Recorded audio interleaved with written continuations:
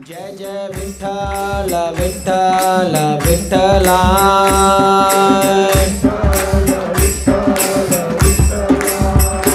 माझ्या विठ्ठल पांडुरंगा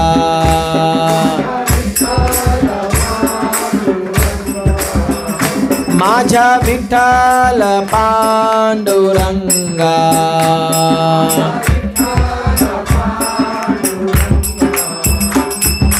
पांडुरंगा हरि जय जय पांडुरंगा हरि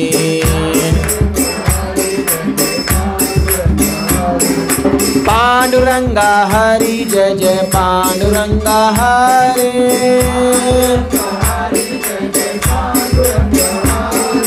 पांडुरंगा हरि जय जय पांडुरंगा हरि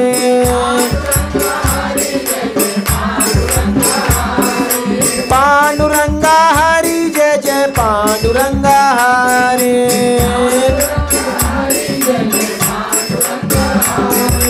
विठ्ठल विठ्ठल विठ्ठल पांडुरंगा विठ्ठला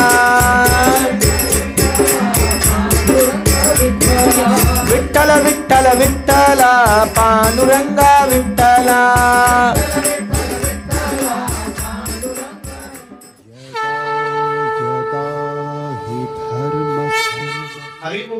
हरिमुखे म्हणा पुण्याची गणना कोण क्षणभर तुम्ही देवाच्या दारात उभा राहा आणि हरिनाम करा, हे त्यांनी 700 वर्षापूर्वी सांगितले. त्याच्यानंतर एकनाथ महाराजांनी आपल्याला तीच शिकवण दिली, तुझी चिंता त्याशी सर्व आहे. खूप महत्त्वाचं त्यांनी पण तेच सांगितलं की बाबा तुम्ही हरिनाम घ्या, तुम्हाला चिंता करायची गरज नाही आहे. कारण तुमची चिंता करणारा तो भगवान परमात्मा श्रीकृष्णवर आहे, तो तुमचं सगळं घेईल.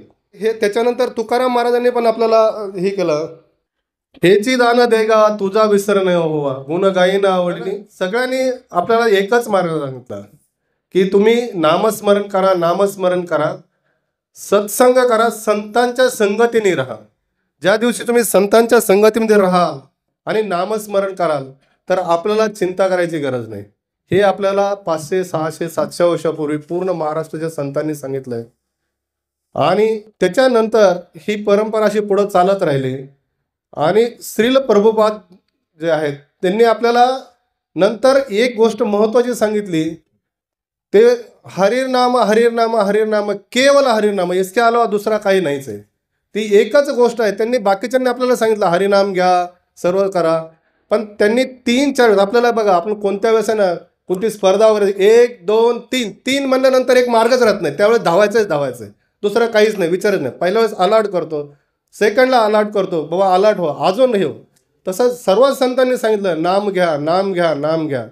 पण प्रभुपादजींनी आपल्याला 3 वेळेस बोलून सांगितलं की हरेर नाम केवलम हरेर नाम, याच्या व्यतिरिक्त दुसरं काहीच नाही आहे. तुम्ही फक्त हरिनाम घ्या, तुम्हाला तुमचं जो भगवंताची प्राप्ती होईल. आणि त्यावेळी सुरू झालं, ज्यावेळेस प्रभुपादजी होते त्यावेळेस त्यांच्या गुरूंनी त्यांना सांगितलं होतं की तुम्ही हरिनामाचा प्रचार करा.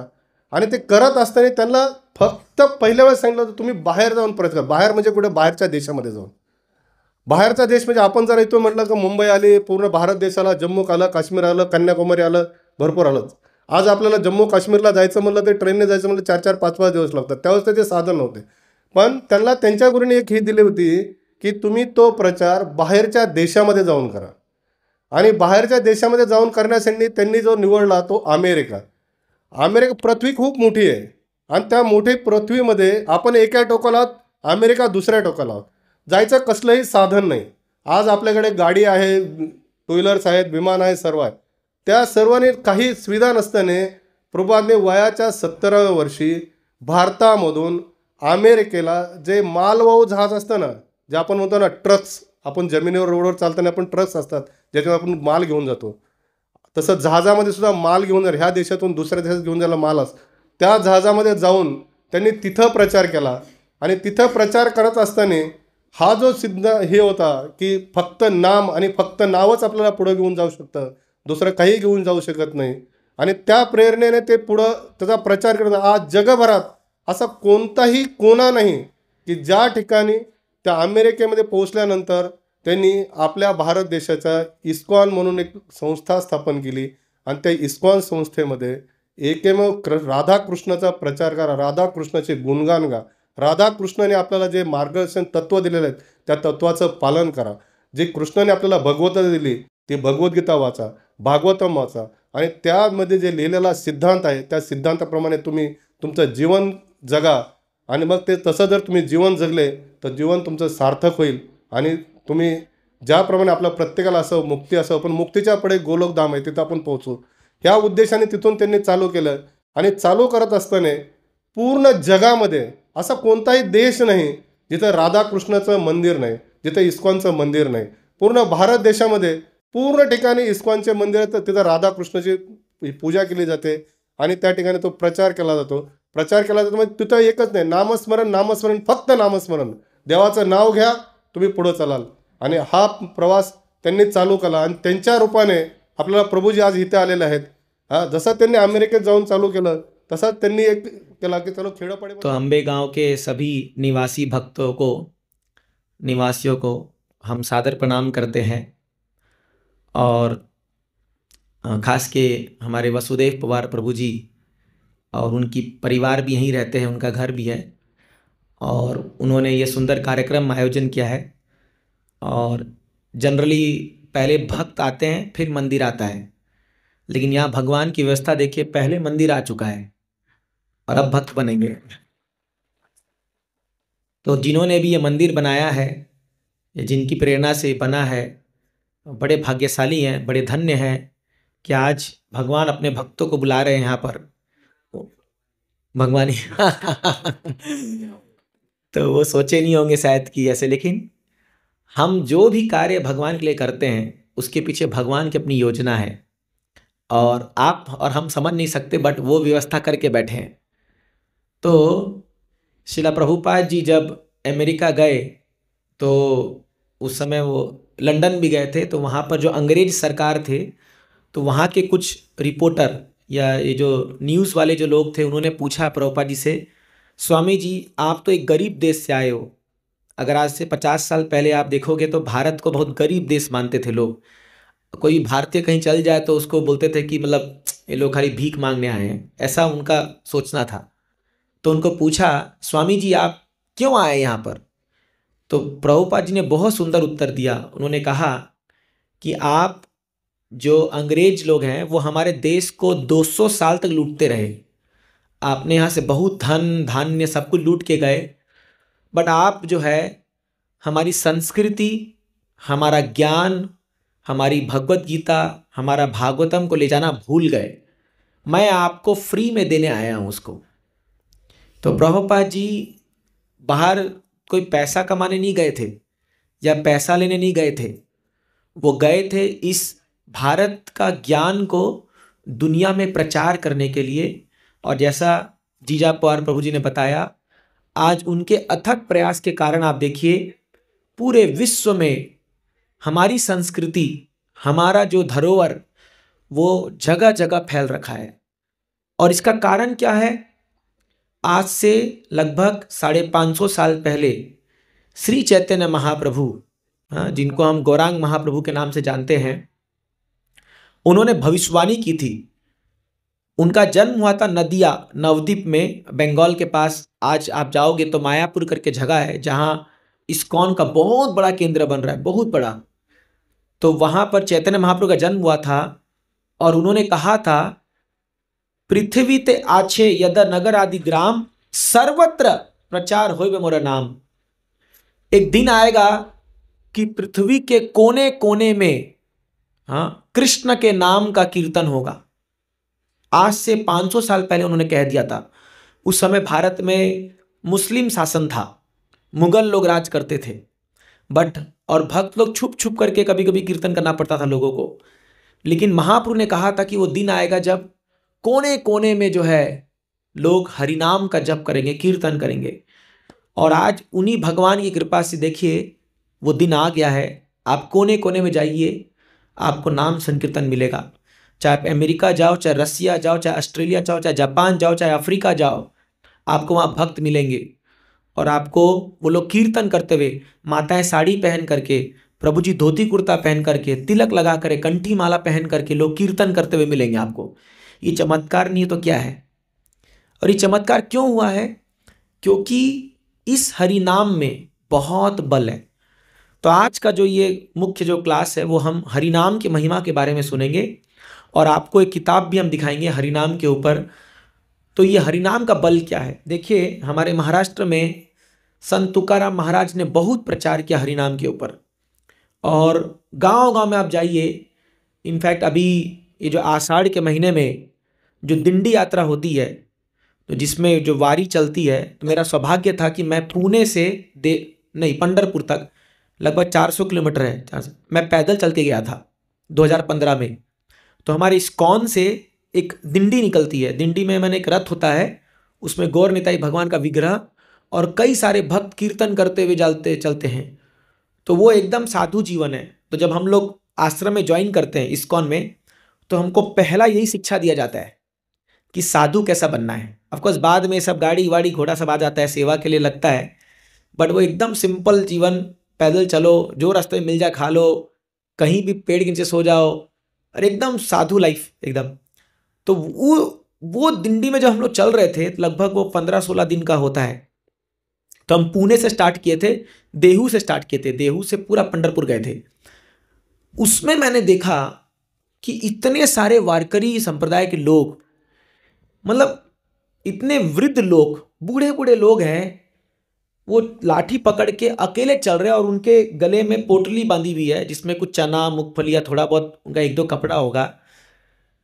उनको देख के लग रहा है कि ये 2 किलोमीटर भी चल नहीं पाएंगे, और उनको आप देखोगे वो पंढरपुर तक चल के जाते हैं। और ऐसे कई लोग हैं जो हर साल चल के जाते हैं, शायद आपको ही पता होगा, हर साल चल के जाते हैं। इनमें से भी प्रभु जी लोग कोई होंगे, यहाँ बड़े वृद्ध लोग हैं। तो जब मैं उनको देखा तो मुझे लगा, अरे हम तो इतने नौजवान हैं, हम तो अभी भी चलो बहुत यंग है, हम तो फिर भी चल लेंगे, बट इनको क्या मिल रहा है इससे? तो कईयों को हम पूछे कि भाई प्रभु जी आपको क्या मिल रहा है इससे, आप क्यों चल जा रहे हो?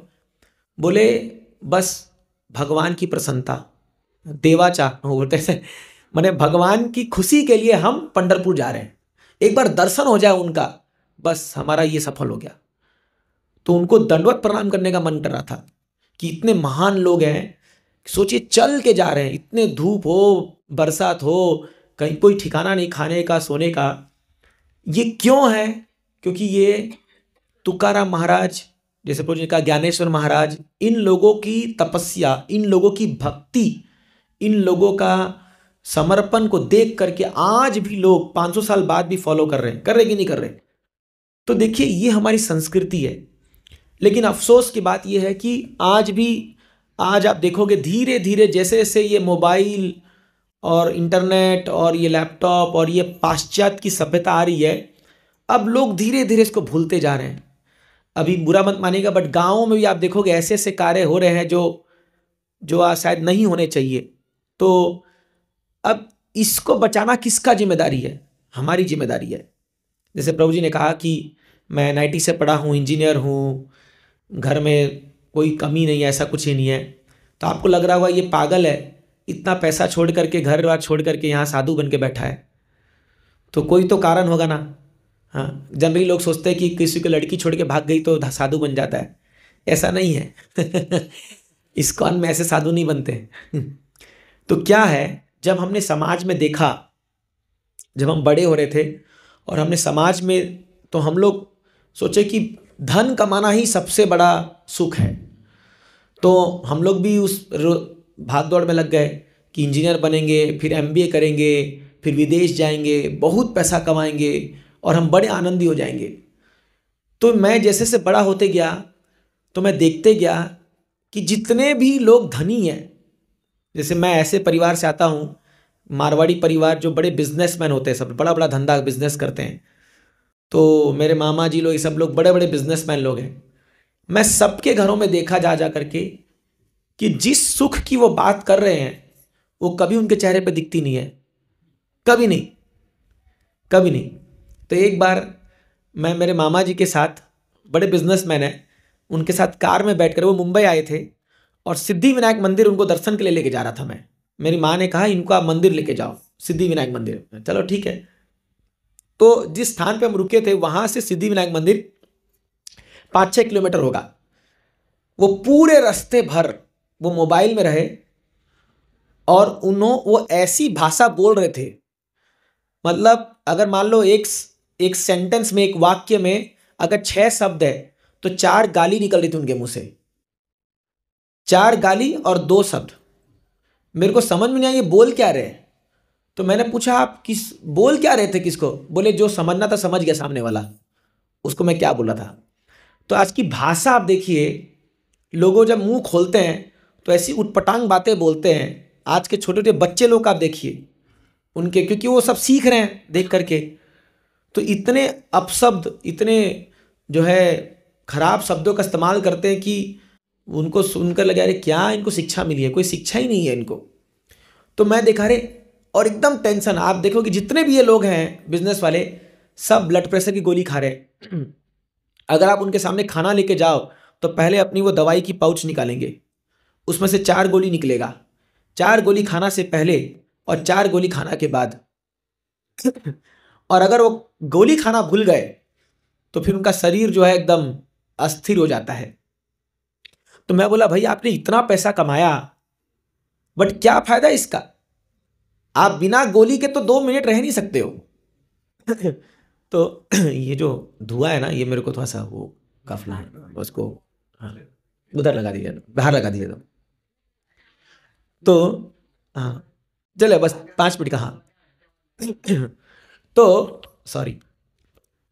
तो आप देखिए एक आदमी जीवन भर अपना शरीर गंवा करके पैसा कमाता है, दिन रात मेहनत करता है, सुबह 8 बजे से लेकर के रात, अभी तो आप लोग गांव में रहते, फिर मुंबई में आप जाओगे तो हम देखते हैं वहाँ पर सुबह 6 बजे लोग निकल जाते हैं अपने घर से, पनवेल से जाते हैं CST काम करने के लिए, और रात को 12 बजे आते हैं। लिटरली वो अपने घर में मुश्किल से 6 या 7 घंटा बिताते होंगे, और ऐसा वो लगभग 30-40 साल तक काम करते हैं। तो पहले वो शरीर को गंवा करके पैसा कमाते हैं, लेकिन एक उम्र के बाद वही जो कमाया हुआ पैसा है उसको गंवा करके शरीर कमाते हैं फिर। सच है कि नहीं है? तो क्या फायदा है ऐसे जीवन का? तो ना तो वो पहले सुखी थे ना बाद में सुखी थे। हम ये नहीं कहते कि धन नहीं कमाना चाहिए, धन जरूरत है, कमाना है, घर गृहस्थी चलाना है, बट इतना पागल की तरह नहीं कमाना है कि हम जीना ही भूल जाए। तो इसीलिए हमारे भारतीय संस्कृति में आप देखोगे हमें एक बैलेंस्ड लाइफ दिया गया है। हमारे जीवन को बांटा गया है 4 भागों में।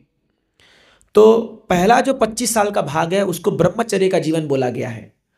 ब्रह्मचर्य का जीवन मतलब क्या है? शिक्षा प्राप्त लेना, सीखना, एक गुरु के अंदर रह करके शिक्षा ग्रहण करना, ब्रह्मचर्य का पालन करना। उससे शक्ति आती है, हमारे को मेधा शक्ति आती है। और मैंने देखा है इस्कॉन में जो रियली ब्रह्मचर्य पालन करते हैं ना, उनका मेमोरी फोटोग्राफिक होता है। जैसे कैमरा में कोई भी आप फोटो खींच लेते हो तो वो 20 साल बाद भी वैसे ही रहेगा कि नहीं रहेगा? वैसी जो ब्रह्मचारी पालन करते हैं ना, वो 20 साल बाद भी किसी व्यक्ति को मिले होंगे ना, 20 साल बाद भी याद रखेंगे, मैं आपको यहाँ मिला था और आपका नाम ये है। हमने देखा है अपनी आंखों से चीजें। बट आजकल के बच्चों को ब्रह्मचारी का कोई ज्ञान ही नहीं है। वो उटंग पटांग वीडियो देखते हैं मोबाइल में, और जो है पहले ही वो तो 8, 10, 15 साल की उम्र में ब्रह्मचर्य का उनका पालन टूट जाता है। कितने बच्चे हमारे पास आते हैं मंदिर में और बोलते हैं कि, और उनका शरीर देखिए पूरा एकदम कमजोर। वो आधी तो बीमारी वो पहले ही पाल लेते हैं, उनमें ताकत भी नहीं है। थोड़ा सा वो काम, एक तो 12 घंटा सोते हैं वो लोग, मतलब आधा। मेरे ख्याल से बहुत सारे लोगों को मैं जानता हूं जिन्होंने कभी सूर्योदय देखा ही नहीं है जिंदगी में, कि जब सूर्य उदय हो करके धूप चढ़ता तब तो वो उठते हैं अपने बेड से। बट ब्रह्मचारी मतलब क्या? जैसे हमको इस्कॉन में सुबह 3:30 बजे उठना है तो उठना है, हमको 4:30 बजे तो हमको मंगल आरती में जाना पड़ता है हर दिन, कोई छुट्टी नहीं है हम लोग के लिए।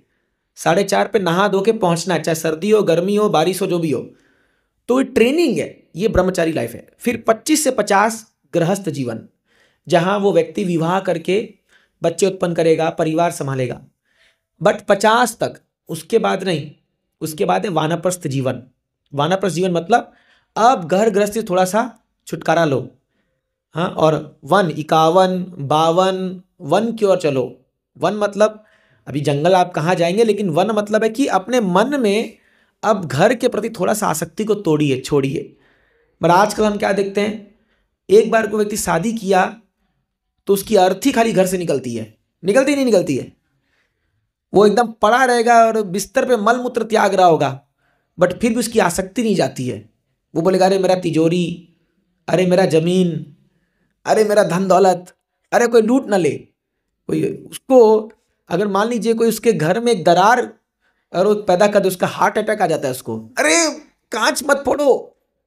जैसे मुझे याद है हम लोग छोटे थे तो क्रिकेट बहुत खेलते थे, तो क्रिकेट में वो भारी वाला बॉल होता है ना, कॉर्केट बॉल, तो ऊपर जो है ना, तो मेरी बूढ़ी दादी थी, मतलब मेरी पर दादी, दादी की सास, वो नीचे बेड पे लेटी होती थी और वो लोग धम धम धम धम मारते थे वो बॉल से, तो मैं सारा दीवार फोड़ देते हम लोग घर का खेल खेल करके। तो इतना डांटती थी हम लोग को, तेरे दादाजी ने कितना मेहनत करके बनाया इसको, तुम लोग जानते हो, देखो यहाँ दरार आ गया, देखो यहाँ ये आ गया, यहाँ ये आ गया। मैं, अरे दादी तू साथ लेके जाएगी इसको क्या, अभी तो तू कब निकल लेगी पता भी नहीं चलेगा। मतलब कहने की बात है। तो क्या होता है, अगर आप 50 के बाद भगवान की तरफ मुंह नहीं मोड़ोगे तो आप देखोगे घर में आप बड़ा दुर्गति हो जाता है। मुझे बोलने की दरकार नहीं, सब लोग जानते। और फिर जो आखिरी जीवन है 75 के बाद, वो है संन्यास। बट टेंशन मत लीजिए, 75 के पहले ही लोग पार हो लेते हैं, तो वो तो अब इसलिए कलयुग में संन्यास उतना वर्जित है, मतलब बताया नहीं गया है। बट वानप्रस्थ जीवन होना चाहिए। तो क्या है ये जीवन, अभी देखिए हर एक जीवन में एक जिम्मेदारी है। ब्रह्मचारी में अपनी जिम्मेदारी है, गृहस्थ में जिम्मेदारी है, वानप्रस्थ में जिम्मेदारी है। जब व्यक्ति इन जिम्मेदारियों को नहीं निभाता है तो उसके घर में कलह का कारण बन जाता है। और आज आप घर घर जाके देख, चाहे वो गांव हो चाहे शहर हो, भाई भाई में झगड़ा है, सास हो तो बोलने की बात ही नहीं है। हाँ, वो तो नित्य लीला चलती आ रही है, लग रहा है वो बना के भेजा है भगवान ने, कि मतलब समझ में नहीं आता कि जो सास अपनी बहू को स्वागत करती है जब शादी के दिन, वो क्या सोच के स्वागत करती है, आप झगड़ा करेंगे, बहुत दिन से हाथ खुजला रहा था, कोई मिल नहीं रहा था, अब मजा आएगा। तो लिटरली जिस भी घर में चल जाइए, पता नहीं ये क्या संजोग है जो भी है, बट पॉइंट ये है कि एक घर में 2 परिवार भी शांति से नहीं जी पा रहे। क्या कारण है? घर बहुत बड़ा है। आप अभी एक एक घर जाके देखोगे, इतने बड़े बड़े घर है कि 50 लोग वहां रह सकते हैं, बट 4 लोग भी रह नहीं पाते ठीक से। मैं सच बोल रहा हूं कि नहीं बोल रहा हूं? मुंबई में आप जाके देखिए, लोगों के 10-10 ठो फ्लैट है, बट 4 लोग एक साथ नहीं रह सकते। क्यों? दिल में जगह नहीं है। घर तो बहुत जगह है, बट दिल में जगह नहीं है। और वही आप हमारे आश्रम जाके देखिए, हमारे ब्रह्मचर्य आश्रम में देखोगे, एक कमरे में 25 लोग भी रह सकते हैं। हम जब पुणे में थे, एक छोटा सा कमरा में 25 लोग रहते हैं, जमीन में सोते हैं, सुबह स्नान के लिए जाते हैं, अपना कॉमन बाथरूम है, और मस्त रहते हैं, एकदम सेवा करते हैं एकदम। कैसे पॉसिबल है ये? क्यों? क्योंकि उनके केंद्र में भगवान है, और इधर घरों के केंद्र में क्या है? मैं और मेरा, ये केंद्र है। अभी हमको क्या करना है? हमको केंद्र को बदलना है। इस केंद्र में जब राधा कृष्ण को लाके बैठा दोगे, आप देखोगे घर स्वर्ग से भी बेहतर वृंदावन बन जाएगा। हमने देखा ही है, होते होते कई घरों को हमने देखा है जो भगवान के मार्ग को अपनाए हैं और उनका जीवन कितना सुंदर बन चुका है भगवान की कृपा से। तो देखिए ये कैसे होगा? तो ये होगा सबसे पहले भगवान के नाम संकीर्तन से। अभी देखिए 4 युग आपको पता है, सतयुग, त्रेता युग, द्वापर युग, कलयुग। तो भागवतम में बताया गया है, कृते यध्यायतो विष्णुम त्रेतायाम यजतो मखै द्वापरे परिचर्यायाम कली तदहरि कीर्तनात्। कृते यध्यायतो विष्णुम, सतयुग में एक मनुष्य का जीवन होता था 1 लाख साल। 1 लाख साल आदमी जीता था। आपने सुना होगा विश्वामित्र मुनि 60,000 साल तपस्या किए थे, 60,000 साल। और उसके बाद भी जो है वो रंभा और मेनका आकर के उनका भंग कर देती है, उनका तपस्या को। तो आदमी जब लाख साल जिएगा तब ना 60 तपस्या करेगा। हमको कोई बोलेगा तुम 60 साल तपस्या करो, बोले अरे भैया कंकाल होके कहाँ पड़े होंगे पता नहीं होगा। तो उस समय लोग तपस्या करते थे, घोर जंगल में जा करके। ध्रुव महाराज का आपने सुना होगा कथा, 5 साल के बालक जा करके एक पाँव में खड़े होकर के पूरा हिरण्यकशिपु तपस्या कर रहे हैं एकदम। फिर ब्रह्मा जी आ रहे हैं, आपने सीरियल में देखा होगा ना, ब्रह्मा जी आते हैं, शिव जी आते हैं, बोल बेटा क्या चाहिए तेरे को, मैं तेरे से खुश हूँ। हाँ देखो, उसने देखा है टीवी सीरियल में। तो ऐसे तपस्या करते थे लोग। पर आज आप किसी को तपस्या करने भेजो, पहले उसके ऊपर तो एक टांग पे खड़े होकर दिखा, 5 मिनट भी खड़े नहीं हो पाएगा वो, 1 मिनट भी खड़े नहीं हो पाएगा। थोड़ा तपस्या करे, बोलेगा बहुत भूख लग रहा है मेरे को, तो आसपास पहले खाने का व्यवस्था करेगा, है ना। तो जो है, जैसे एक मुझे कथा याद आ गई, एक गुरु अपने शिष्य को दीक्षा दिया और उनको जंगल में कहा कि एक छोटा सा बस कुटिया था और उसमें उसके पास खाली एक धोती था और एक कमंडलू था, और गुरुजी ने कहा तू बस नाम जप कर और कुछ मत करना, ये कमंडलू है, जाके थोड़ा भीख मांग लेना, थोड़ा बहुत भिक्षा मिल जाएगा, और ऐसे ही अपना भजन कर। तो ये जो था, ये जो शिष्य था, ये एक धोती और एक कमंडलू में अपना जीवन बढ़िया इसको जी रहा था, ठीक है। बट क्या हुआ, एक बार एक चूहा जो है इसका धोती कुतर दिया। चूहा तो आप देखते हो घरों में बड़ी समस्या है, वो आकर के कुतर दिया। तो ये बोला यार एक धोती था उसको भी ये चूहा काट दिया। तो किसी ने इसको कहा कि अरे पागल, चूहा से अगर बचना है तो बिल्ली ले आ, अगर बिल्ली आएगी तो चूहा नहीं आएगा। तो ये बोला अच्छा है, पहले बिल्ली ले आता हूं तो मेरा भजन अच्छे से होगा। तो ये बिल्ली ले आया, बिल्ली को पालने लगा। अब बिल्ली आई तो चूहा तो भाग गए, बट बिल्ली दिन भर म्याऊं म्याऊं म्याऊं म्याऊं दिन भर घूम रही है, म्याऊं म्याऊं कर रही है। तो ये परेशान हो गया। तो फिर किसी ने कहा अरे बिल्ली लाया, बिल्ली को दूध पिलाना पड़ेगा ना, तो एक काम कर गाय ले आ, एक गाय आ जाएगी तो गाय से दूध मिल जाएगा, बिल्ली भी पल जाएगी और गाय भी अपना रहेगी तेरे साथ। तो गाय ले आया।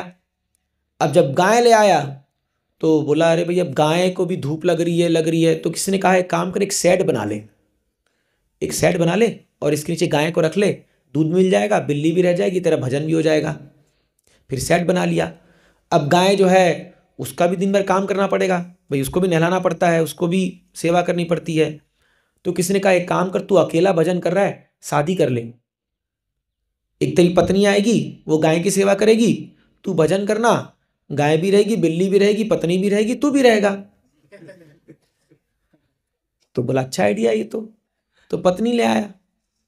अब पत्नी बोली अरे मेरे को भी तो कुछ खाने को चाहिए, मेरे को साड़ी चाहिए, मेरे को गहना चाहिए, एक्सपीरियंस है प्रभु जी, साड़ी चाहिए, गहना चाहिए, चूल्हा चाहिए, घर में बर्तन चाहिए। बोला बात तो सही कर रहे हो। बोला छोड़ो ये भजन वजन, क्या भजन करो, जाओ कुछ काम धाम करो, दिन भर खाली माला हरे कृष्णा करते रहते हो, जाओ कुछ काम करो। तो इसको कुल्हाड़ी पकड़ा दी, ये चले गए, वो काट रहे हैं सब, और धीरे धीरे जो है लकड़ी का बिजनेस करने लगे। अब माला वाला सब गया। वो कई साल बाद जो आए गुरुजी आए यात्रा कर करके, और गुरुजी देख रहे हैं जिस स्थान पे इसको वो एक कुटिया दे के गए थे और ये धोती और ये बड़ा घर बन रखा है, एकदम पूरा लकड़ी उकड़ी का एकदम घर वर फर्निश वर्निश करके, 2 बच्चे खेल उधर से आ रहे हैं, अरे ये कौन बूढ़ा आदमी आया है, ऐसे करके मिल रहे हैं। बोले अरे यार जगह तो वही था, ये क्या हो गया यहाँ पर। तो उसमें देखता है वो जो उनका शिष्य है पूरा दाढ़ी वाड़ी बढ़ा करके एकदम छोटी छोटी पूरा सेठ बन के आ रहा है एकदम, गुरुजी पूरा प्रणाम कर रहा है उनको। और उधर से जो उनकी उसकी पत्नी है वो पर ट्रे में तो चाय कॉफी लेके आ रही है। गुरुजी, बोला अरे क्या हो गया तेरे को। बोला गुरुजी क्या करें, एक चूहा से स्टार्ट हुआ था,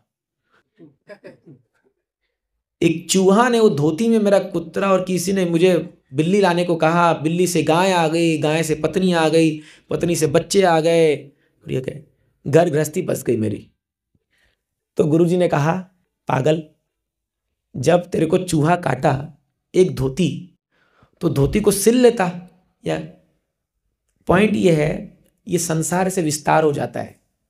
मैं किसी पे आलोचना नहीं कर रहा हूं, बट आप देखोगे संसार ऐसा है, आप एक इच्छा पूरी करोगे दूसरा तैयार है। सच है कि नहीं है? दूसरा तैयार है। जिंदगी भर लगे रहोगे, कभी पूरा नहीं होगा, कभी पूरा नहीं होगा। जैसे आप समुद्र के पास जाओगे और बोलोगे जब लहर रुकेगी तब मैं स्नान करूंगा, कभी होगा ऐसा? कभी लहर रुकती है समुद्र में? इसी प्रकार इस भौतिक संसार में कितनी भी इच्छा पूरी कर लो, कोई आदमी संतुष्ट नहीं होता, कोई भी नहीं होता। जैसे हमने गांव में देखा है, 5-5 एकड़ जमीन मिल जाएगी, बट 1 गुंठे के लिए खून खराबे उतर जाएंगे। होता है ना प्रभु जी? हाँ, थोड़ा सा भी उसको क्यों चला गया, मेरे को क्यों नहीं मिला, ऐसा होता है, हमने सुना भी है और ये होता है ऐसा। पॉइंट ये, क्योंकि हमारा मन संतुष्ट नहीं है, हमारे अंदर जो इच्छा है, जो लालच भरा पड़ा है, उसका कोई उपाय नहीं है इस दुनिया में। एकमात्र एक उपाय है भक्ति। जब भगवान की सेवा करते हैं, भगवान का नाम जप करते हैं, भगवान की सेवा करते हैं, तो भक्ति मिलती है। तो मैं बता रहा था, सतयुग में तपस्या करते थे, इस युग में संभव नहीं है तपस्या करना। त्रेता युग में लोग बड़े बड़े यज्ञ करते थे, बड़े बड़े यज्ञ आपने देखा होगा। भगवान रामचंद्र के जन्म के समय में वो दशरथ महाराज रानियों के साथ बड़ा यज्ञ करे, वशिष्ठ मुनि बैठे हुए हैं और यज्ञ से एक यज्ञ पुरुष निकलते हैं और एक खीर का प्याला देते हैं ना, रामायण में देखा होगा, हाँ, रामानंद सागर की रामायण।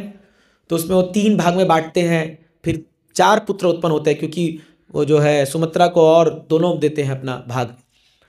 ये त्रेता युग है। आज में क्या यज्ञ करोगे आप घी भी प्योर नहीं ला सकते हो, वो भी डालडा है। क्या उससे यज्ञ पुरुष निकले, खाली धुआं निकलेगा और मुंह काला हो जाएगा। करिए यज्ञ। हमारे घरों में यज्ञ जब होता है, हम देखते हैं तो पहले सारे बच्चे आकर के अरे यज्ञ होगा यज्ञ होगा, सब यज्ञ उनके पास बैठ जाएंगे। फिर जब वो डालेंगे स्वाहा, जब अग्नि निकलेगा, अरे बहुत गर्मी लग रहा है, सब पीछे हटेंगे, पीछे पीछे। फिर जब पूरा काला काला हो जाएगा तो हम सबका चेहरा भूत बन के उठ जाते हैं। क्या यज्ञ करोगे आप इस युग में, कलयुग में? ब्राह्मण भी शुद्ध नहीं है, वही 5 चबा चबा के यज्ञ का मंत्र बोलेगा, आधा मंत्र बोलेगा, आधा गुटखा खाएगा। क्या यज्ञ करें? सच्चाई है कि नहीं है? बुरा मानिएगा, नहीं सच्चाई है। तो यज्ञ कैसे होगा? फिर द्वापर परिचर्या आया। द्वापर युग में 16 उपचार से भगवान का विग्रह की सेवा होती थी, बड़े बड़े इलैबोरेट वर्शिप। आजकल आप देखोगे घरों में, आप जाइए, अगेन बुरा मत मानिएगा अगर कोई ऐसा, तो घर में घुसते ही पहली चीज क्या दिखती है आपको? झूठ मत बोलिएगा, टीवी। घर में घुसते ही बड़ा सा टीवी दिखता है पहले, एकदम 56 इंच का टीवी होगा जितना, माने एक आदमी से भी बड़ा टीवी होता है कि नहीं होता? और उनको पूछो कि आपका ऑल्टर कहाँ है, भगवान का स्थान कहाँ है, तो किसी बेडरूम के कोने में, मुंबई में तो हम देखे ऐसे घरों में, किसी कोने में जा करके एक बेचारे भगवान भी बोलेंगे यार कहाँ फंस गया मैं आकर के, और उसमें एक बल्ब जल रहा होगा जो बुझने ही वाला होगा, अभी बुझ भी गया होगा तो नहीं, कई सालों से चेंज नहीं किए होंगे उसको, और वहां बैठा के रखते हैं। और सुबह इतनी हड़बड़ी होती है कि बस एक अगरबत्ती दिखा दे, सोचते मैं बहुत बड़ा भक्त हूं भगवान का, मैंने अगरबत्ती दिखाया भगवान को। और 5 घंटा टीवी में वो फिल्म देख लेगा, बट भगवान की सेवा के लिए बोल दो, अरे इतना सेवा कौन करेगा। ये सच्चाई है। तो क्या परिचर्या, हम पूजा करेंगे भगवान की इस युग में? इसीलिए ये बातें सभी आचार्यगण जानते थे और व्यासदेव जानते थे। उन्होंने क्या कहा, अरे कलयुग के प्राणी हैं भैया, बड़े आलसी हैं, कुछ इनको नहीं है, सबसे बेस्ट है कलो तधरी कीर्तनाथ, भगवान का नाम जप कर लो।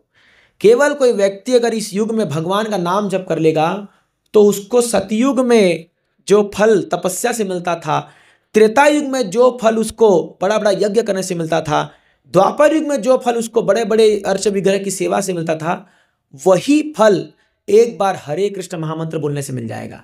हरे कृष्णा कृष्णा कृष्णा हरे हरे, हरे राम राम राम हरे हरे। तो महामंत्र का इतना बड़ा फायदा है कि अगर इसकी महिमा हम गाते जाएं तो पूरा दिन लग जाएगा, 7 दिन की कथा हो जाएगी हरिनाम की महिमा में, इतना इसका बल है। जैसे बहुत सारे उदाहरण हैं शास्त्र में, आपने एक बहुत ही प्रमुख उदाहरण देखा होगा अजामिल के बारे में। तो जहीं पर भी नाम की महिमा आएगी तो अजामिल का कथा जरूर आता है। तो हम ये कथा सुना करके थोड़ी देर में विराम करेंगे, धूप भी हो गया है और प्रसाद भी सबको लेना है। तो ये अजामिल एक बहुत अच्छा बालक था और एक बड़े अच्छे ब्राह्मण घर में जन्म लिया था, बड़ा सुशील था, संपन्न था, हर दिन भगवान की सेवा करता था। ये जा करके जंगलों से फूल तोड़ के लाता था, एकदम ताज़ा फूल भगवान के लिए, माँ बाप की सेवा करता था। इसका विवाह हो गया था, पत्नी को बहुत सम्मान से रखता था, इसके बच्चे भी थे।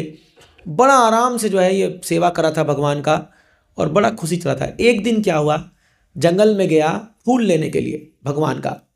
वहाँ क्या देखा, एक शूद्र और शूद्रानी, मतलब एकदम थर्ड क्लास लोग जो है वो लोग आलिंगन कर रहे हैं एक दूसरे को, और बड़े ही जैसे ये बॉलीवुड के फिल्म में दिखाता है ना, ये सब जो है आजकल आप लोग देखते हो कि बॉलीवुड में जो है कुछ तो एक सीन होगा ये लोग और तुरंत ये लोग फील्ड में पहुंच जाएंगे, हीरो हीरोइन, और पीछे 50 लोग नाच रहे होंगे इनके, ये जो स्टेप करेंगे वो भी वो स्टेप करेंगे। अरे सब भाड़े में लाए हुए लोग हैं भाई, पैसा मिल रहा है उनको नाचने का। तो असली में क्या होता है, लड़का लड़की सोचते मेरा भी ऐसा ही होगा, मैं भी नाचूंगा और दुनिया भी नाचेगी। पागल है क्या लोग, तुम्हारे लिए नाचेंगे लोग, तुमको नचाएंगे, एक तो वो नचाएगी और दुनिया भी नचाएगी। तो लोग जो है बॉलीवुड को इमेजिन कर लेते हैं, फिल्म देख के आते हैं और सोचते हैं हाँ मैं भी ऐसे बाइक में जाऊंगा, मेरे पीछे जो है मेरी गर्लफ्रेंड बैठेगी और एकदम साए छोड़ के चल जाऊंगा, पता चला जाके कीचड़ में गिरा हुआ एक्सीडेंट होकर के। तो क्या है, जो पर्दे पे दिखता है आदमी सोचता है यही जिंदगी है, वाह। जैसे वो एक फिल्म आई थी ना, उसमें वो सिमरन जो है वो आ जाओ सिमरन आ जाओ, वो ट्रेन में से हाथ दिखा रहा है और वो जाके दौड़ती है पकड़ती है ऐसा, और उसमें ऐसा लिख देता है इसके बाद ये लोग हमेशा खुशी रहे।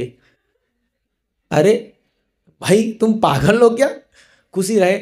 पहली बात तो गाड़ के तो डंडा मारेगा, तुम ट्रेन में ऐसे उसको उठा रहे लेके चलो, हकीकत बता रहा हूँ मैं आपको। हाँ, और अभी मेरी एक कज़न बहन है, उसका लव मैरिज हुआ। हाँ, तो मैं तो बहुत छोटा था उस समय, और तो जब मैं तो साधु बन गया, एक बार मैं उनके घर गया था, तो मैं उनको पूछा, बोला अरे दीदी आपको कैसे इंस्पिरेशन मिला ये? उसने पूरा फिल्मी स्टाइल में घर से झगड़ा कर के पूरा शादी किया, एकदम पूरा फिल्मी। मैं देखा रही यार गजब है, बॉलीवुड पूरा दिख रहा है यहाँ पर तो मेरे को। तो मैं पूछ डाला, बोला अरे दीदी क्या? वो बोली छोड़ यार, अब सब बीत गई बात गई, अब सब बकवास है वो सब, मैंने बहुत साल हो गए थे। वो जिंदगी दिखता बड़ा अच्छा है बट होता नहीं है वैसा, जिसको भी जाके पूछ लो।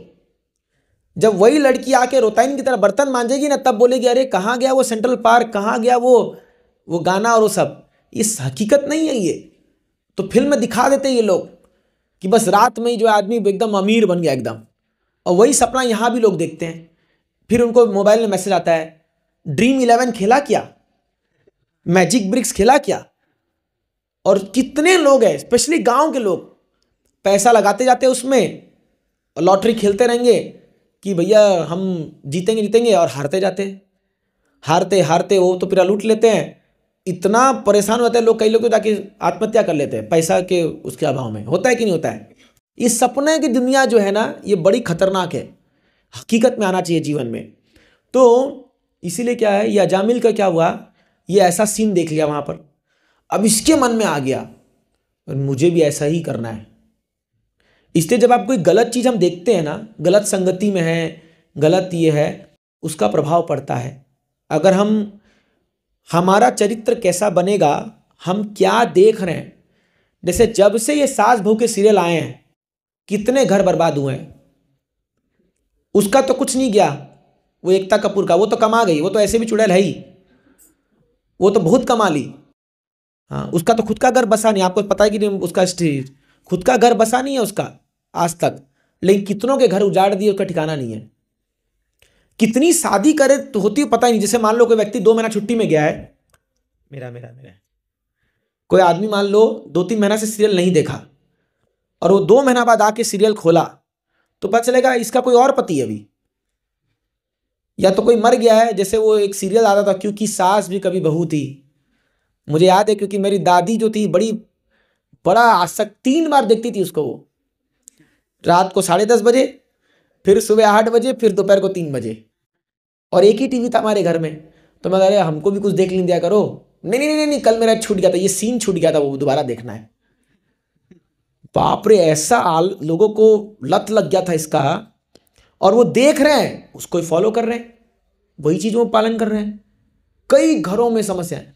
इसलिए क्या आप देखिए, हमारे जब डीडी चैनल आया था, सबसे पहले रामायण सीरियल आया था, रामायण आता था।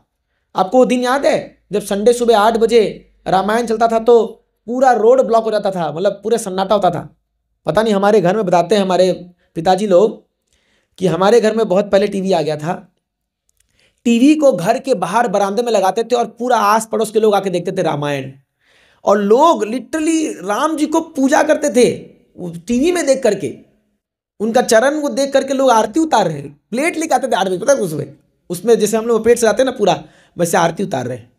जब वो लोग जो एक्टर लोग थे उसमें, वो लोग कहीं जाते थे ना, लोग उनका पूरा गार्लैंड, पूरा स्वागत, इतना भावना है हमारे देश में, हमारे लोगों के अंदर इतनी भावनाएं हैं भगवान के प्रति। लेकिन उसको ये पूरे सीरियल वालों ने पूरा चौपट कर दिया एकदम ठा करके। तो ये अजामिल जब देखा ऐसा सीन, तो ये भी घर जाके इसके मन में वो वैश्य बुद्धि आ गई, से एकदम लगा कि अरे मुझे भी ऐसा संग करना है। इसका मति बिगड़ गया और ये जा करके अपने माँ बाप को घर से निकाल दिया, पत्नी को भेज दे तू जा मायके जा, और वैश्यागमन करने लगा। बहुत सारे ऐसे वैश्याओं लोग को अपने घर में ले आया, बोलते हैं 10 वैश्याओं को लाया था। अब उसको तो पालना पड़ेगा ना, वो लोग मांग रहे भाई हमको तो ये चाहिए वो चाहिए वो चाहिए। अब इतना धन थोड़ी कमाता था, तो फिर जा करके जुआ खेलने लगा, शराब पीने लगा, मर्डर करने लगा लोगों का, डकैती करने लगा। पूरा जो उसका अच्छा गुण था पूरा बर्बाद हो गया, एकदम पूरा बर्बाद, सारे गंदे काम करने लगा, सारे गंदे काम। तो जब लोग उसके घर के पास जाते थे बोलते यही है वो लड़का, यही है, देखो कितना अच्छा आदमी था, आज क्या हो गया इसका। लोग थूकने लगे उसके घर, इसके तरफ मत देखो, इतना पापी आदमी है ये। लेकिन साधु लोग बड़े कृपालु होते हैं, वो कभी भी किसी का बुरा नहीं चाहते। तो कुछ साधुगण महात्मागण उसके घर के पास से जा रहे थे, और उसने में क्या हुआ, उसकी जो एक पत्नी थी, पत्नी क्या वैश्या थी, उसका एक जस्ट अभी बच्चा हुआ था, एक लड़का हुआ था, उसको वो लेके आगे साधु के पास, बोली महात्मा कृपा कर दो। तो महात्मा ने बोल दिया इसका नाम नारायण रख दो। महात्मा ने खाली बोल के चले गए इसका नाम नारायण रख दो, बोले ठीक है। तो नारायण नाम रख दिया। अब ये जो अजामिल था ये इतना इससे प्रेम करता था इस बच्चे से, दिन भर नारायण पानी ला, नारायण ये ले ये खा ले, नारायण ये कर, नारायण वो कर, नारायण, दिन भर नारायण नारायण। इसको पता नहीं है लेकिन ये भगवान का नाम जप कर रहा है, नारायण नारायण बोल रहा है। आप देखिए हमारे घरों में एक पीढ़ी ऊपर में देखिए सबका नाम भगवान के नाम पर होगा। जैसे प्रभु जी ने कहा ना इनके यहाँ जो बनाया उनका नाम भगवान है। जैसे मेरे एक दादाजी का नाम हरि किशन था, एक का नाम गोविंद राम अग्रवाल, तो सबका नाम आप देख लिए। और उनके जो पिताजी बनवारी लाल अग्रवाल। तो आप लोग के घर में जाइए तो ऐसा ही आपको मिलेगा, भगवान के नाम पे होगा। लेकिन आज का नाम देखो, सैंकी पिंटी मुंटू चुंटू क्या है पता नहीं, ना दाएं ना बाएं, बुरा मानेगा बच्चे लोग बैठे यहाँ, लेकिन क्या उटंग पटांग नाम रख रहे हैं, समझ में नहीं आ रहा है। हाँ, कोई मतलब ही नहीं है, नाम का कोई सेंस नहीं है, खाली मॉडर्न बनने के लिए, खाली वो दिखाने के लिए कि हम बड़े मॉडर्न हैं। अरे क्या फायदा होगा उसका नाम जप करके, कोई भगवान का नाम होगा तो। इसीलिए हम लोग जब दीक्षा लेते हैं इस्कॉन में, हमारे गुरुजी हमारा भगवान के नाम पे नाम, जैसे मेरा नाम है शौरी चैतन्य दास, तो शौरी जो है वो भगवान का नाम है, शौर्य, भगवान बड़े वीर है उन पे नाम पड़ा है शौरी, और चैतन्य तो चैतन्य महाप्रभु के नाम पर, उनका दास। तो जिनका भी दीक्षा होता है उनका नाम भगवान के नाम पे रखते हैं, इसीलिए ताकि जब भक्त लोग उनको पुकारेंगे तो जाने अनजाने में वो नाम भगवान का नाम पुकारे। तो ऐसे ही अजामिल पुकारने लगा। बहुत समय बीत गया तो एक क्या हुआ, धीरे धीरे इस विरुद्ध हो गया। एक समय आ गया, इसका काल आ गया, और इसका जब अंतिम समय आया तो 3 यमदूत आ गए। अभी यमदूत बड़े भयंकर होते हैं, किसने देखा है यमदूत को? देखना है। एक बार एक क्लास चल रही थी, तो एक भक्त एक महाराज क्लास दे रहे थे, तो महाराज ने पूछा कोई प्रश्न है? तो एक भक्त ने हाथ उठाया, हाँ महाराज, अजामिल की कथा चल रही थी, महाराज यमदूत कैसे दिखते हैं? तो महाराज बोले तुमको देखना है क्या? बोला नहीं। तो बोले चुपचाप बैठो। बोले हमको यमदूत नहीं देखना है, तभी तो भक्ति कर रहे हैं। जो लोग भक्ति नहीं करते हैं, जो लोग पाप करते हैं, जीवन भर पाप जीवन में, उनको यमदूत लेने आएंगे, और जब वो आएंगे ना बड़ा भयंकर होता है। उनका वर्णन है भागवतम 6 स्कंद में, उनका मुंह पूरा एंगड़ा बैंगड़ा होता है, एकदम देख के डर जाएंगे एकदम। और आप लोग तो बोले देखा नहीं, बट ऐसे लोग हैं जिन्होंने यमदूत को देखा है। एक बार क्या हुआ, एक पाश्चात्य देश में हमारे भक्त लोग किताब बांट रहे थे, और एक किताब के कवर पर अजामिल का फोटो था और यमदूत का फोटो था। तो एक माता जी वो कवर ऐसे लेके बांट रहा था, ये किताब ले लो, कोई ऐसा दिखा रहा। वो देखे, बोली ये 3 कौन है? बोले ये तो यमदूत है। बोले मैंने इसको देखा है लाइव, प्रत्यक्ष। तो फिर उन्होंने किताब लिया, बोले इसके बारे में पूरा पढ़ा, उन्होंने स्टडी किया, बोले अरे एग्जैक्टली ऐसी दिखते हैं वो, बड़े भयंकर होते हैं। इसलिए आप देखोगे जनरली जो व्यक्ति जीवन भर कोई पुण्य ऐसा नहीं करता, जनरली मैंने ऐसा हो जाता है, जब शरीर वो छोड़ता है तो मल मूत्र विसर्जन हो जाता है, अपने ऑटोमेटिकली त्याग हो जाता है। ये क्यों होता है पता है? डर के मारे, भयंकर डर लगता है। मृत्यु का समय बहुत खतरनाक होता है, बहुत डर लगता है। और लाइकली है कि अगर कोई यमदूत को देख लेगा तो बड़ा भयंकर उसका स्थिति हो जाता है। यमदूत पूरा खींच के लेके जाते हैं उस आत्मा को। जो आत्मा आसक्त होता है ना शरीर से, तो पूरा खींच, छोड़िए अभी ये मैं दूसरा जगह जा रहा हूँ, ये नहीं बताता आपको, डर जाओगे बेकार का, फिर बोलोगे अरे यार क्या हरिनाम का बात करे थे, कहाँ घुस गए, तो छोड़िए। बट यमदूत आ गए, 3 यमदूत आ गए, और इतना डर गया या जामिल, ये चिल्लाया नारायण नारायण इधर आ। भाई जिससे आसक्ति आपकी होगी वही ना चिल्लाओगे। जैसे बच्चा मान लो साइकिल चला रहा है और गिरता, क्या बोलेगा? मम्मी या माँ, अम्मा, चिल्लाता है ना, क्योंकि उसको पता है मम्मी आके बचाएगी, बापू नहीं आएगा, वो तो कहीं काम कर रहे होंगे खेत में या कहीं पर, उसको पता है माँ बचाएगी, तो माँ का नाम लेता है क्योंकि माँ से आसक्त है, माँ से अटैचमेंट है। वैसे ही अजामिल जो है नारायण का नाम लिया, तुरंत 4 विष्णुदूत आ गए, तुरंत 4 जो एकदम एफल्जेंट, मतलब एकदम उनके शरीर से आभा निकल रही है, और शंख चक्र गदा पद्म धारण किए हैं, सुंदर मुकुट पहने हुए, एकदम चमक रहे, एकदम पूरा जगह पूरा रोशनी हो गया एकदम। ये देख के पूरा अरे बाप रे इतने सुंदर, क्योंकि भगवान विष्णु जैसे दिखते वो लोग। और तुरंत बोले यमदूत को, छोड़ दो इसको, तुम छू नहीं सकते इसको। बोले क्यों? बोले ये अब तुम्हारे अंडर नहीं है। तो उसने पूरा लिस्ट दिखा दिया, बोला ये देखो इसने ये पाप किया है, पूरा गिना दिया, ये पाप ये पाप ये पाप ये पाप ये पाप ये पाप, पूरा लिस्ट गिना दिया ये। तो विष्णु ने कहा इसका सारा पाप माफ हो गया है। तुम लोग पुराना खबर सुना रहे हो, अभी लेटेस्ट न्यूज़ ये है कि माफ हो गया है पूरा पाप। अपडेट करो अपना सिस्टम को। तो ये बोले तुम क्या बात कर रहे हो, अभी यमराज ने लिस्ट दे के भेजा है, हमको इसको लेके जाना है। बोले सब माफ हो गया। बोले कैसे? बोले इसने नारायण का नाम ले लिया। इसने ऐसे समय में जब घोर परिस्थिति आई, नारायण का नाम लिया, और एक नारायण का नाम लेते ही इतने पाप टूट जाएंगे जितना एक आदमी कर भी नहीं सकता है। सोचिए आप, एक नारायण का नाम। तो ये यमदूत लोग बोले गए वही मार, बोले यमराज के पास, बोले अरे क्या मतलब यार, बेइज्जती करा दी बेकार का, हमको लिस्ट देके भेजा, वहां गए तो वो लोग कुछ और 4 बड़े बड़े सुंदर लोग आए थे, हमको तो रोक दिया वहां पर। तो बोले कैसे थे वो लोग? तो उन्होंने बताया बड़े सुंदर थे, उनका पूरा गोल्डन कपड़ा पहने हुए थे, एकदम पीताम्बर था, 4 हाथ में शंख चक्र गदा पद्म था, मुकुट पहने हुए थे, बहुत सुंदर, एकदम नील वर्ण का उनका शरीर था। तो बोले अरे यमदूत ने, यमराज जी बोलने लगे अरे तुम बड़े भाग्यशाली हो यार, तुम लोग को तो विष्णुदूत का दर्शन हो गया।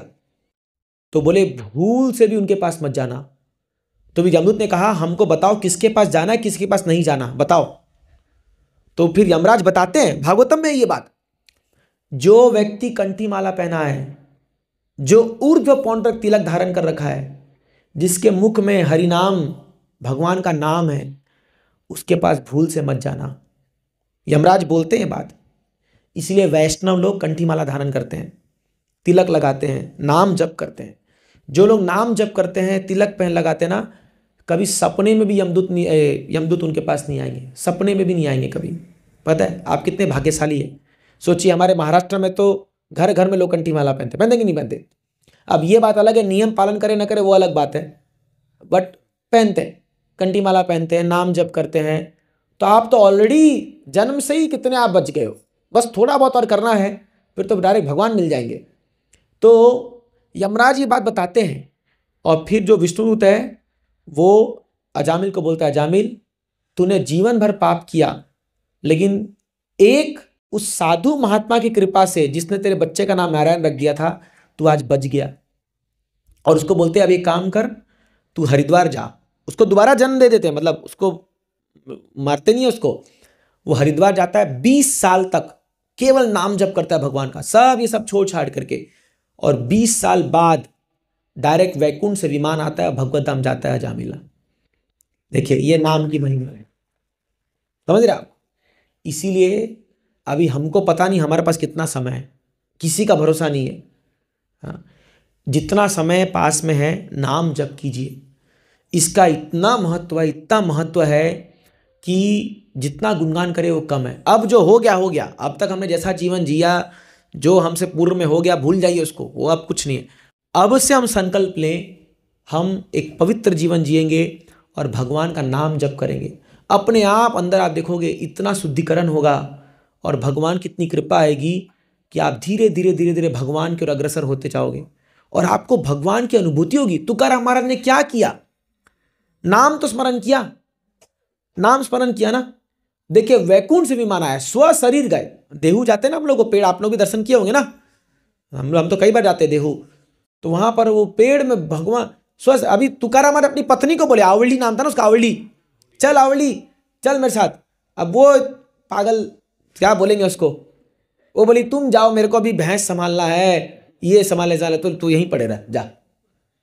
तो कई बार हम लोग को कहते हैं नाम जप कीजिए, आइए भक्ति कीजिए, आप भगवत धाम जाएंगे। उनको क्या लगता है, अरे मेरा घर कौन देखेगा, अरे ये क्या होगा, अरे क्या तुम यहाँ पड़े हो।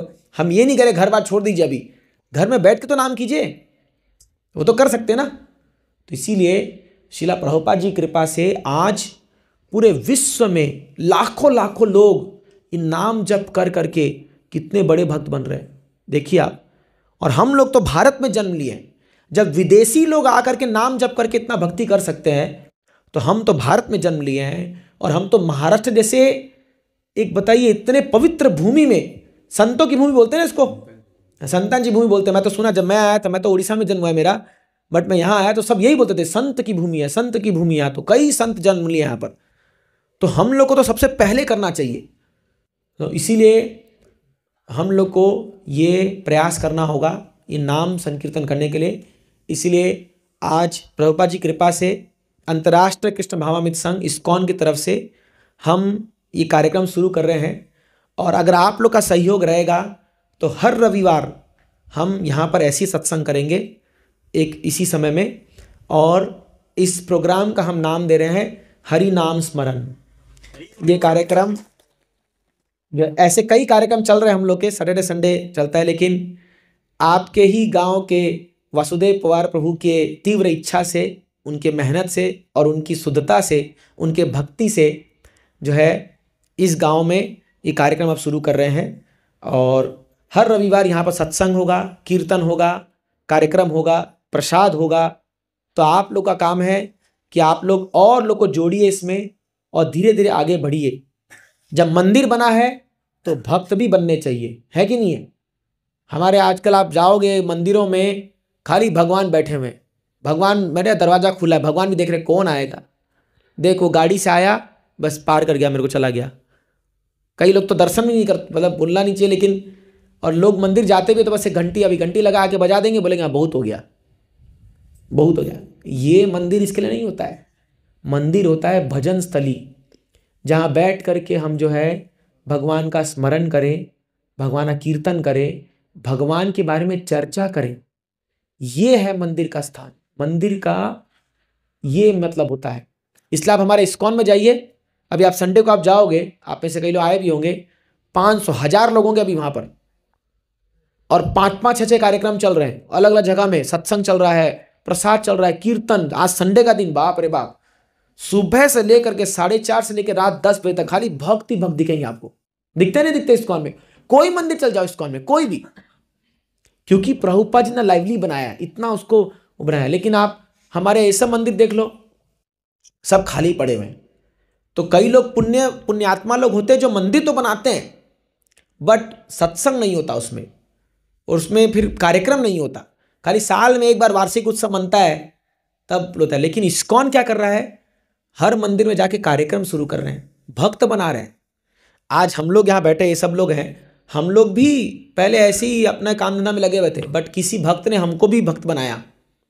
तो इसीलिए आप भी बड़े भाग्यशाली हैं कि आप भक्तों के संपर्क में आ रहे हैं। फायदा उठाइए इसका।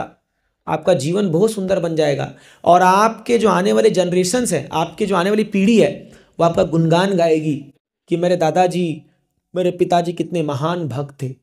जैसे अभी देखिए तुकाराम महाराज के जो भी उनके पीढ़ीधर आते हैं, भले ही वो कुछ फॉलो करे ना करे, बट कितना प्राउड फील होता होगा उनको, है कि नहीं? हम तुकाराम महाराज के वंशज हैं, हम ज्ञानेश्वरी के वंशज हैं, है ना। अभी क्या कर रहे वो बात अलग है, बट उनको बहुत प्राउड फील होता है, बहुत गर्व कि हम उनके वंशज। वैसे ही अगर आप चाहते हैं कि आपके आने वाले जो पीढ़ी है वो आप पर गर्व करे, भक्ति कीजिए, तो आपको देखिए आपका नाम कितना ऊंचा हो जाएगा। ठीक है, तो मैं यहीं पर विराम दूंगा। यदि आज या ठिकाणी हरे राम हरे कृष्ण अर्थात इस्कॉन या संप्रदायाचे लोक इकडे आलेले आहेत आणि विशेष सांगायचं म्हणजे असं की इस्कॉनचं आणि खरं तर बघायला गेलं प्राबल्य आहे ना ते बंगालमध्ये आहे आणि महाराष्ट्रामध्ये वारकरी संप्रदाय, पण एकच आहे की दोन्ही संप्रदाय हे वैष्णव संप्रदाय आहेत. त्यामुळे वारकरी संप्रदाय आणि इस्कॉन यांचं स्वरूप जवळजवळ मिळतं जुळतं आहे. वारकरी संप्रदायाचा ऊर्ध्व प्रिंटर व्हाल असंच आहे आणि इस्कॉनचं पण तसं आहे, पण थोडासा फरक आहे. आणि एक विशेष असं आहे की वारकऱ्यांच्या कपाळात जो गंध असतो त्याचा प्रत्येकाचे वेगवेगळे प्रकार असतात, पण इस्कॉनचा मात्र एकच आहे. जगभरात कुठेही गेलो आपण तर इस्कॉनचा एकच प्रकारचा टिळा असतो, तो आत्ता सगळ्यांच्या लावलेला त्याप्रमाणे. म्हणून इस्कॉनने आज जगामध्ये जी प्रगती केलेली आहे, आपल्या हिंदू धर्माचा जो प्रसार केला आहे, अगदी मुस्लिम राष्ट्रामध्ये सुद्धा, घाणासारख्या देशामध्ये सुद्धा त्यांचा प्रसार झालेला आहे. इस्कॉनची खूप मोठी मोठी मंदिरं आहेत. मी खारघरला जाऊन आलो आहे, आणखी मुंबईला कुठे मांजरला कुठे आहे ना तिथेही जाऊन आलो आहे. परत गालतळे म्हणून गाव आहे वाढच्या तिकडे जाऊन आलो, भिवंडीला जाऊन आलो आहे, पंढरपूरला गेलो इस्कॉनच्या मंदिरामध्ये. खूप आनंद वाटतो या ठिकाणी गेल्यानंतर. आणि आज आपण आपल्या गावात आलात आणि आम्हाला आमच्या ज्ञानामध्ये अजून भर घातलीत, त्याबद्दल आमच्या गावकऱ्यांतर्फे मी आपला अतिशय आभारी आहे. आणि माझे दोन शब्द. जय जय विठ्ठल विठ्ठल विठ्ठल विठ्ठल जाओ. जय जय विठ्ठल विठ्ठल विठ्ठल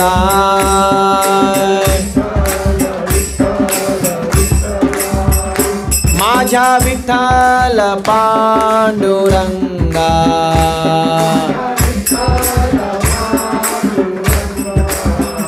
माझ्या विठ्ठल पांडुरंगा.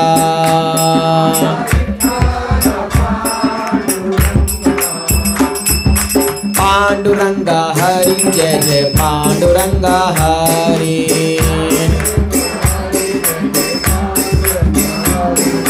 पांडुरंगा हरी जय जय पांडुरंगा हरी.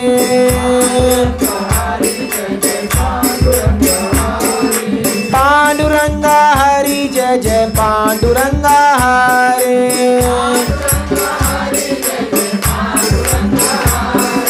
पांडुरंगा हरी जय जय पांडुरंगा हरी.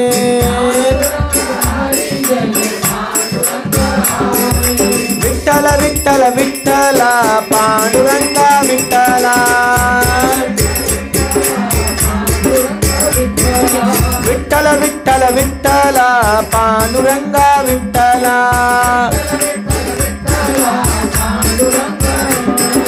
पांडुरंगा विठ्ठल पांडुरंगा विठ्ठल.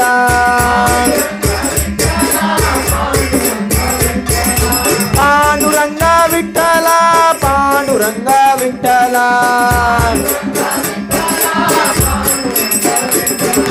हरे कृष्णा कृष्णा कृष्णा हरे हरे, हरे राम राम राम